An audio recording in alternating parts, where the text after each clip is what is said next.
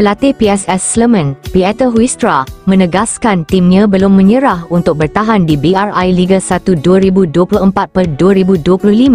Juru taktik asal Belanda itu optimistis PSS bisa terhindar dari jurang degradasi. Tim yang dijuluki Super Elang Jawa tersebut masih kesulitan memetik kemenangan setelah pada pekan ke-28 ditekuk PSBS Biak dengan skor 1-2 di Stadion Kapten Iwayan Dipta, Gianyar, Bali, Jumaat, 11 April 2025, sore WIB.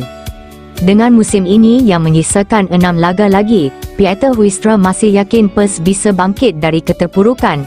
Dia menegaskan, timnya akan berjuang maksimal untuk kembali ke jalur kemenangan dan mengamankan posisi. Hari ini kami berjuang dan terus berjuang. Kita lelah, itu normal, tapi kami terus berjuang dan itulah yang paling penting dan saya tidak bisa menyalahkan siapapun, ujar Pieter Huistra.